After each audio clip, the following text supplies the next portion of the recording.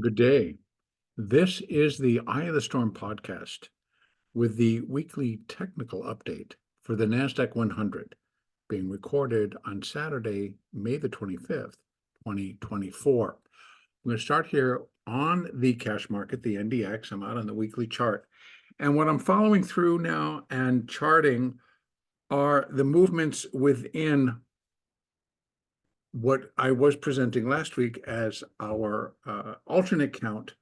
But as I stated then, and I'll state again, the current very near-term picture, when combined a little bit further out to a cycle basis, like a monthly basis, it is presenting a little bit more of a bullish pattern, but it's also in my view a finishing fifth wave, but it doesn't appear over. That's the major point. So I'm going to go still on the basis that, just taking a quick review, that what I did, same thing as in the S&P, is I have brought my count down 1 degree.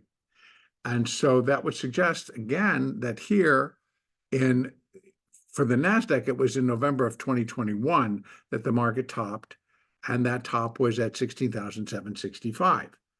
And I had marked that as the completion point for cycle wave 3,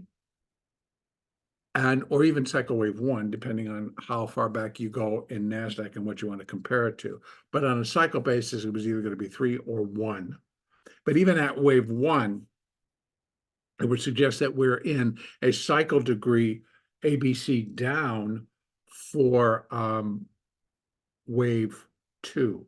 If it was the third, then it's going to be a cycle fourth wave, and in that case, we were looking at an irregular B wave, which still could fit in, but not so much in a wave 2 as it would in a fourth wave.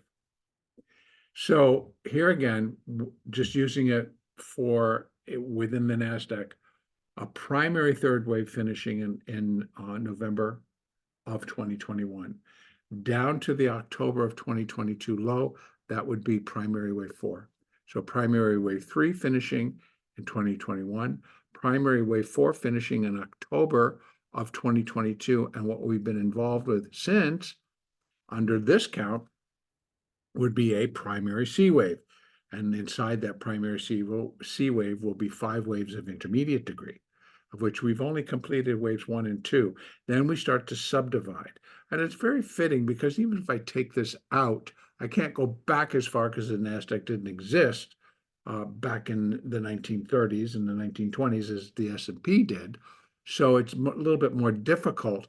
But even if I'm just going back as far as I can go, we're really just kind of working up in, I still think, a cycle third wave, because even on my longer term chart, I am considering that we have cycle 1 and cycle 2, and then 1, 2, 3. So what changes is bringing that down. It just brings all the rest of them down as well. So we have primary 1, primary 2, primary 3, primary wave 4.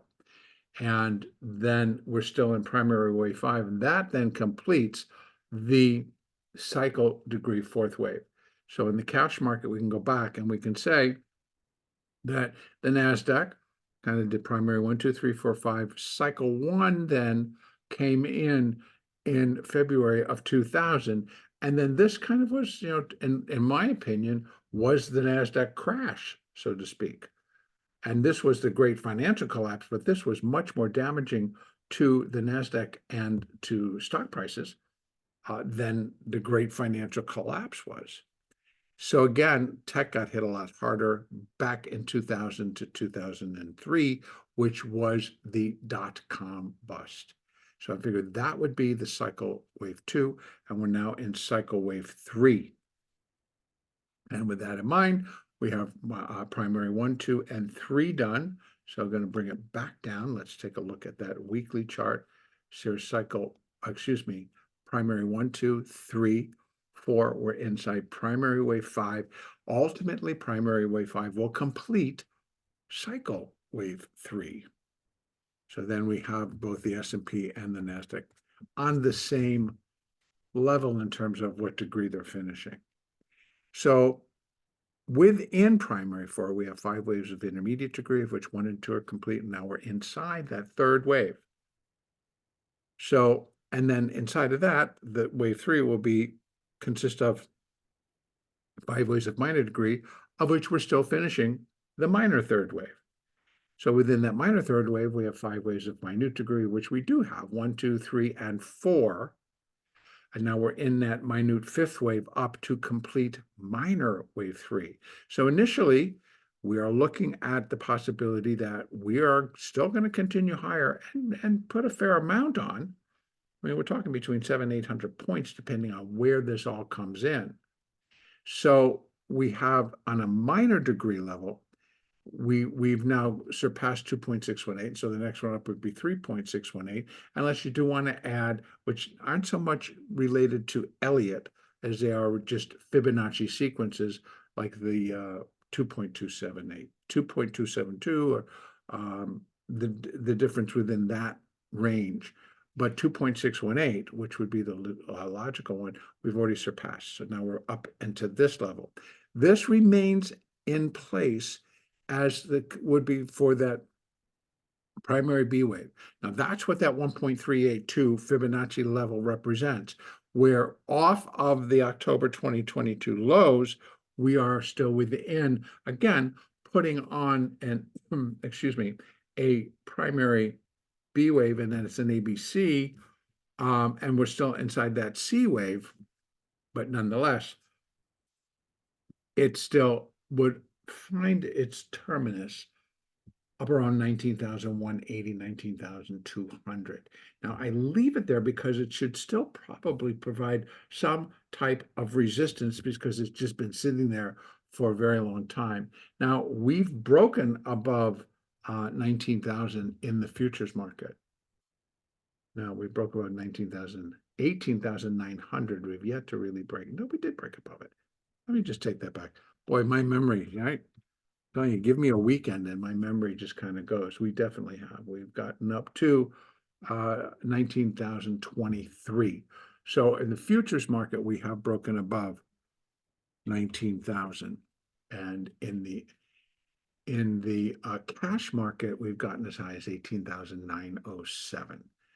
And so still enough premium in the future to get above that 19,000. So here in the cash market, 19,180, it could be a completion point for minute wave 5, but when we're taking a look, I'll show you that in a second. So here we have for minor wave 3, and then we have for connecting minute wave 1 to minute wave, the prospective minute fifth wave, and that being that minute wave 1, and by the way, this is a difference. This is where I made a difference, because I had counted this as 1, 2, 3, 4, and we were in minor wave 5 to complete intermediate wave 3. That may still be the case, but I thought, and I looked at it, and I'm like, it kind of just, not that wave 3 would be the shortest, because it certainly would not. Wave 1 would be, minor wave 1 would be the shortest wave out of the sequence. But in terms of what's happening inside here, it's more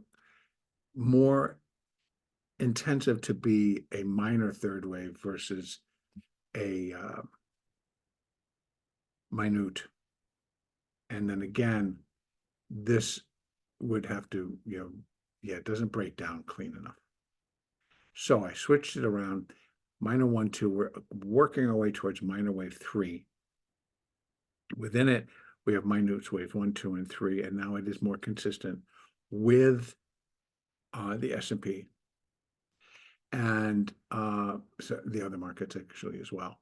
So we have minute 3, minute 4, connecting those for the minute fifth wave. And now let's take it down. Let's take a look at that daily chart, minute 1, 2, and 3. And this actually will go with that once we're done up here and we finish that minute fifth wave and then the minor third wave. Then we're looking for that minor fourth wave correction, and it comes back into this same window that we're finding in the other markets. So that's why that's there, and that's the color. So it should go with minor degree. But here we are coming in here. Now let's drop it down again. Let's take a look at inside all of this in terms of what do we got going on here. This is pretty big and it's very distracting, and I apologize. So let me just take it out for right now. So we have the 3, the 4, and now we're coming back up at a minute degree fifth wave, and which we have 5 waves of minuet degree. But I have my minuet 1, 2, and 3 complete. Wave 4, same as in the S&P, it's kind of can be questionable.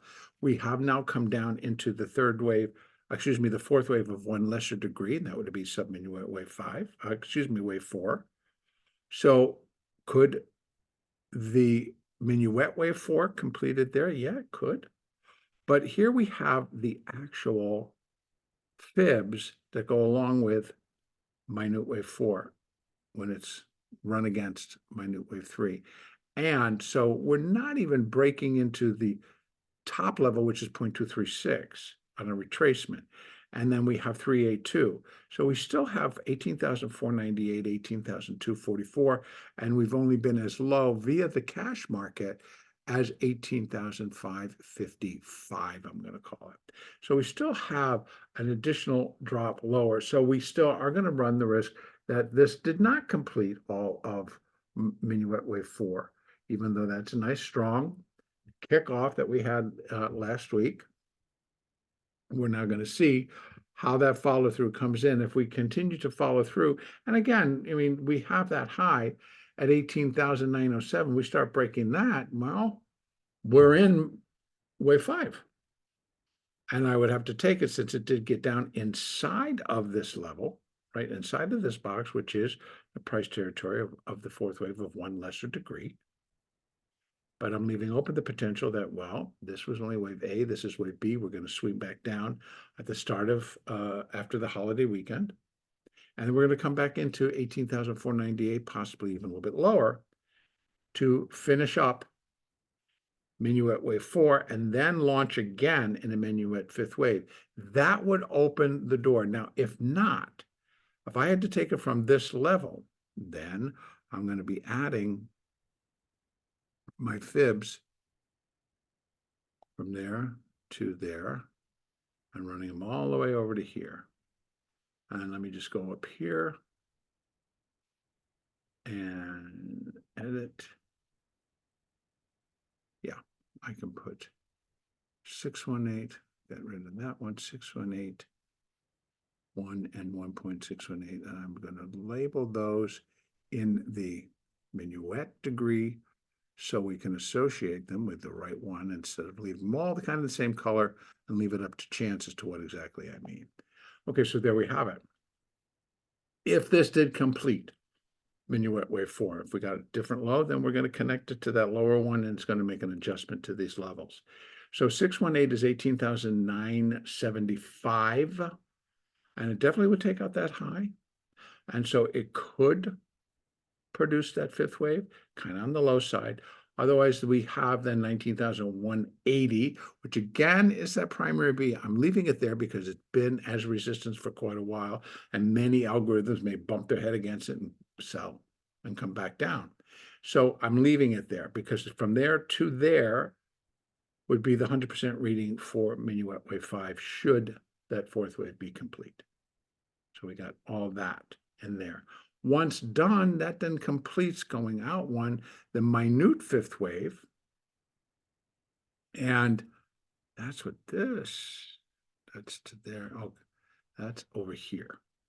So minute wave 5, 618, comes all the way to 19,582. But again, I'm going on the basis of structure. So if we're coming down in a 4, we're coming to a 5. Yep, it can. A wave 5 certainly could light on fire and get itself up to 19,580, which is where this 618 in terms of minute wave 5. Now we also have a minor third wave, and that's all the way up here as well at 19,654, 690. So we have, look at that, where we are now, it's at 800. We got 800 points in between of possibility. So again, what's going to ignite it? What's going to push it? What's going to drive it?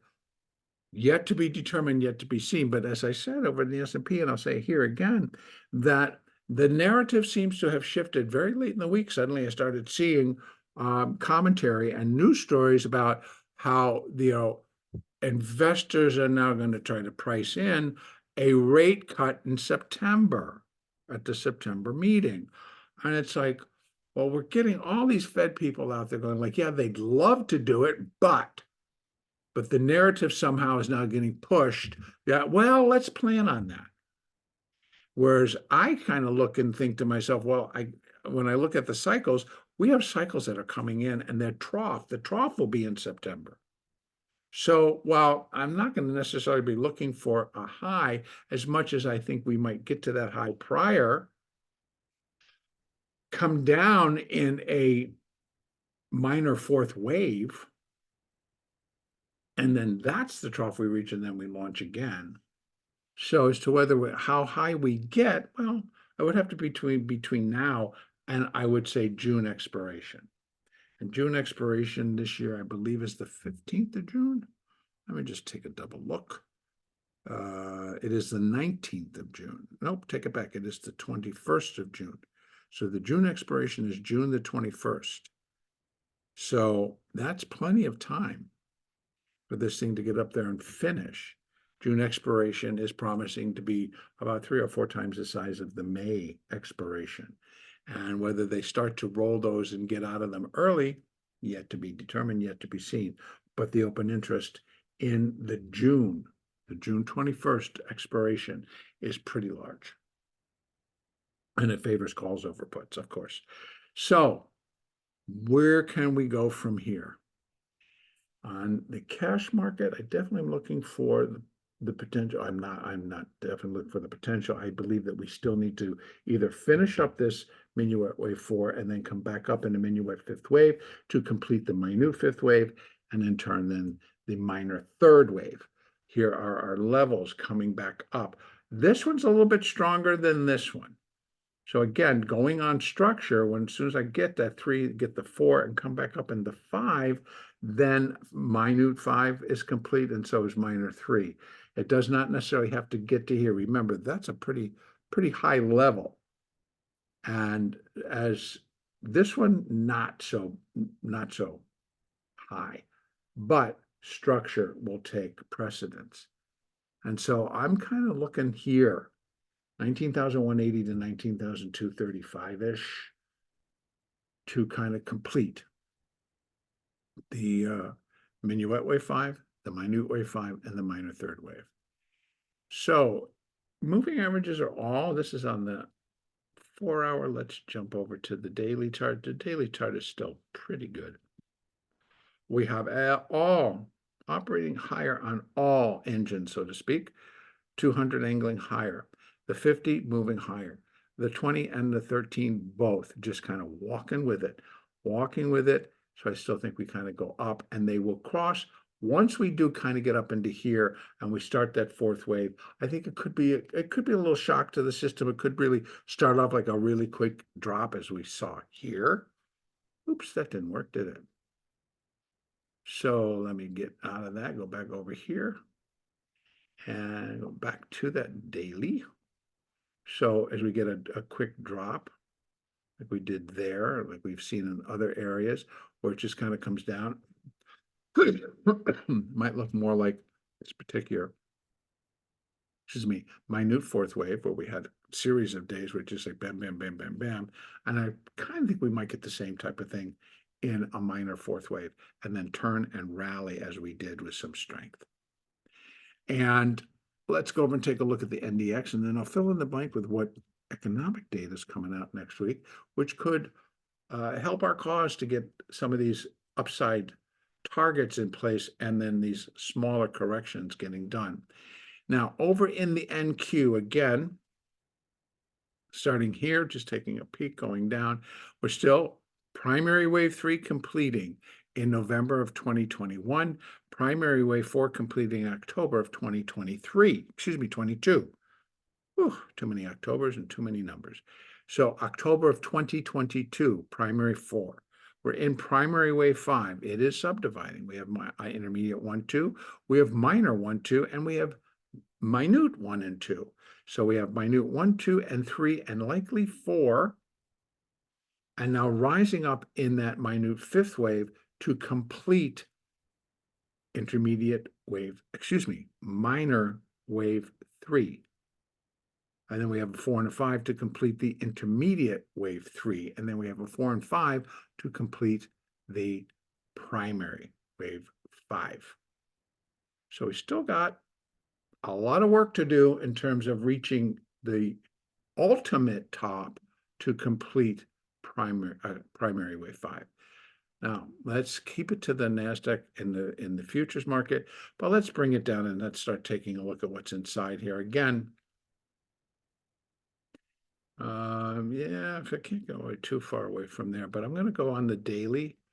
On the 5, we got there's 1, 2, and here's 1, 2, and here's 1, 2, and 3. So I really just kind of want to go in that one because of the contract changes is all kind of screwy.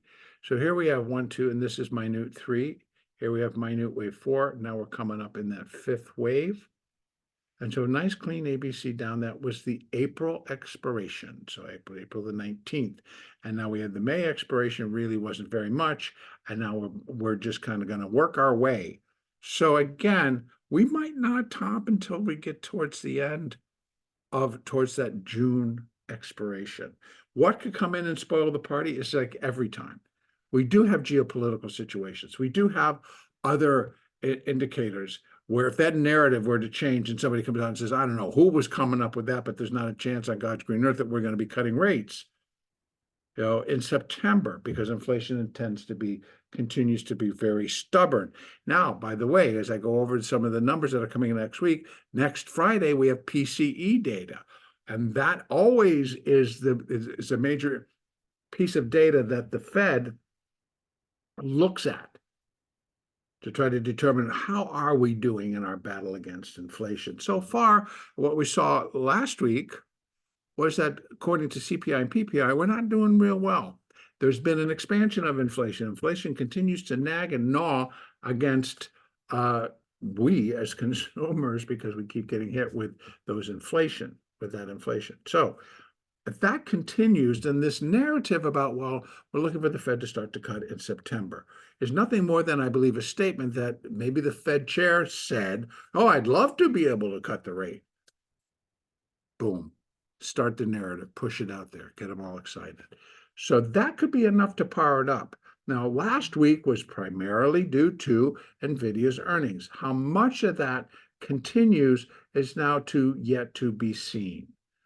Do we start to get NVIDIA beginning to kind of come off of this post-earnings high above $1,000, or is it going to go up to 1,100 first or 1,150? Either or. If it decides to go there now, then I'm going to go with this in the futures market that minuet wave 4 is done. In fact, here you can see I have marked it as done just to kind of give an indication. It's like, well, where are we looking for? What are we looking for here on the upside now that can complete the minuet wave 5, the minute wave 5, and in turn the intermediate wave 3. So that's what we're looking for here, and then get that intermediate 4th wave and then come back up. So again, we got a couple, either we're going to get a continuation and then a rise and then a drop and then a rise. So we still got plenty to do in here to get this all complete. Now, next week, in terms of economic data, Monday, of course, Memorial Day holiday, U.S. markets will be closed, are closed for Memorial Day. And so we'll be resuming on Tuesday, May the 28th. We have 1, 2, 3, 4, 5 of the Fed officials, the Cleveland Fed president, the Fed governor, Minneapolis Fed president, the Fed governor, Lisa Cook, and the San Francisco Fed president. They're out speaking at various places. Now we're over in Japan talking, by the way, so spread the good cheer of like how wonderful. I don't know. But we have them speaking, and then at 9 a.m. on Tuesday, Eastern time, S&P Case-Shiller, and consumer confidence at 10 a.m. on Tuesday. Wednesday, Fed Beige Book plus a couple of Fed presidents. Thursday, we start to get that economic data. We have initial jobless claims, GDP, first revision for the first quarter, advanced U.S. trade and goods, retail inventories and wholesale inventories, pending home sales also on Thursday. Then on Friday, most importantly, we have personal income and spending and PCE index, all 8:30 a.m., 9:45 Chicago Business Barometer. No Fed people out talking next Friday. So we might get back on track. Any PCE data, if it continues to be inflationary and showing that we're not being successful in getting it down versus it creeping back up, then that narrative is going to lose a lot of value. That rates are going to start to cut in September, and then we might get a little bit bigger. We could get that intermediate third wave decline. Excuse me, fourth wave decline. Get the intermediate fourth wave decline, which would be a correction. Still with one last blast to the upside to complete the entire sequence. All right, so that basically is the NASDAQ. And again, moving averages, they're not bad. They're looking pretty good. We're following, here's the future, following the future around and about and etc. So nothing really too damaging. Again, we're going to leave open the possibility that we have one more leg down and bringing us down below what we saw on last Thursday. And that low was 18,621. So we'd be coming underneath that. We have support down here at 18,540 and then 18,375-ish. And that should then complete that wave 4. And then we go back up in a minuet wave 5 to complete minute wave 5. And then in turn, the minor third wave. All right, that's going to be it. Now, the next daily technical update, which includes all the Elliott Wave data, will be on Tuesday. And that will be Tuesday, May the 28th. And I want to wish everybody a very happy or great balance to the Memorial Day weekend. If you're with family, please enjoy your time. And I will be back next Tuesday.